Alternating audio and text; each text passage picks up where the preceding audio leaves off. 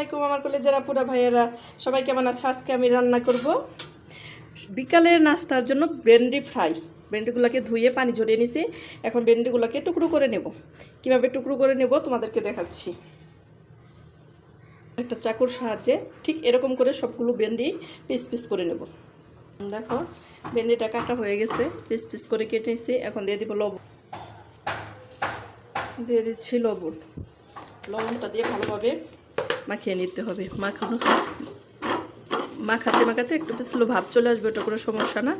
এটা 5 মিনিটের জন্য রেখে দিব। দিয়ে দিচ্ছি জিরে গুঁড়ো, দিয়ে দিব কালো গোলমরিচের গুঁড়ো, সাদা গোলমরিচের গুঁড়ো 1 চা চামচ, দিয়ে দিব মরিচ গুঁড়ো 1 চা চামচ,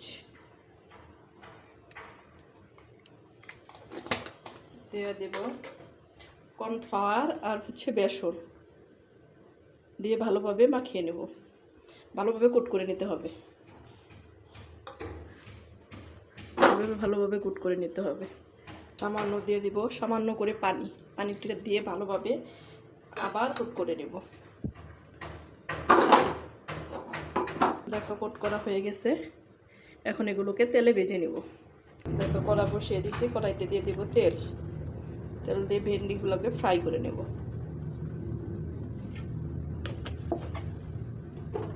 দেখো তেলটা গরম হয়ে আসছে, সেই ভেন্ডিগুলোকে দিয়ে দিব।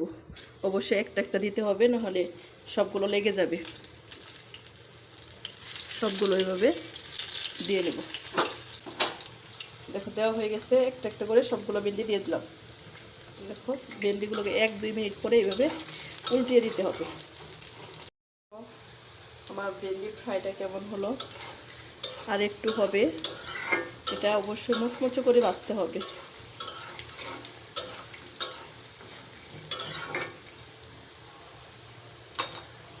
যাদের একদমই ভেন্ডি খেতে ভালো লাগে না, তারা এই ফ্রাইটা করে খেতে পারো। দেখো ফ্রাইটা হয়ে গেছে, এখন উঠিয়ে নেব। বাকি যে ভেন্ডি ফ্রাইগুলো আছে ওগুলোও দিয়ে দেব। দেখো এগুলো প্রায় ভাজা হয়ে গেছে, তেল ঝরিয়ে উঠিয়ে নেব। দেখো আমার ভেন্ডি ফ্রাইগুলো কেমন হলো, কি ঝনঝনে হয়েছে। টিস্যু পেপারে তেলগুলো চষে দিছে। এখন এখানে অ্যাড করব মিষ্টি জিরার গুঁড়ো আর চিনি 1 চামচ। এটা ভালোভাবে খাওয়ার জন্য প্রস্তুত হয়ে গেল। দেখো তোমাদের খেয়ে দেখাচ্ছি। বিসমিল্লাহ সুবহানাল্লাহ। তোমরা বাসায় ওই ভেন্ডি ফ্রাইটা ট্রাই করতে পারো। আমার রেসিপিটা যদি তোমাদের ভালো লাগে, আমার ইউটিউব চ্যানেল, আমার ফেসবুক পেজটাকে ফলো করে দিও। সবাই ভালো থেকো, সুস্থ থেকো। আল্লাহ হাফেজ।